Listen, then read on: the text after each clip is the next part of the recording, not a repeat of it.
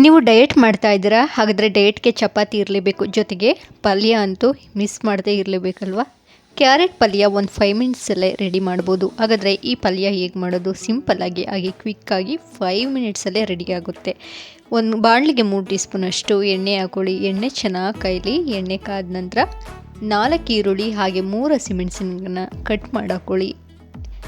ಒಂದು 5 ನಿಮಿಷ ಚೆನ್ನಾಗಿ ಎಣ್ಣೆಲಿ ಲೋ ಫ್ಲೇಮಲ್ಲಿ ಚೆನ್ನಾಗಿ ಈರುಳ್ಳಿ ಹಸಿಮೆಣಸಿನ್ಕಾಯಿನ ಚೆನ್ನಾಗಿ ಬಾಡಿಸ್ಕೊಳ್ಳಿ. 1/4 ಕೆಜಿಯಿಂದ ಅರ್ಧ ಕೆಜಿಯಷ್ಟು ಕ್ಯಾರೆಟ್ ತಗೊಳ್ಳಿ. ಇದನ್ನು ಸಣ್ಣದಾಗಿ ತುರ್ದಿ ಎತ್ತಿಟ್ಕೊಳ್ಳಿ.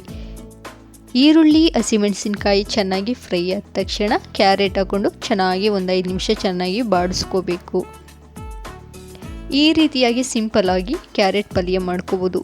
ರುಚಿಗೆ ತಕ್ಕಷ್ಟು ಉಪ್ಪು ಹಾಕ್ಕೊಂಡು ಚೆನ್ನಾಗಿ ಮಿಶ್ರಣ ಮಾಡಿ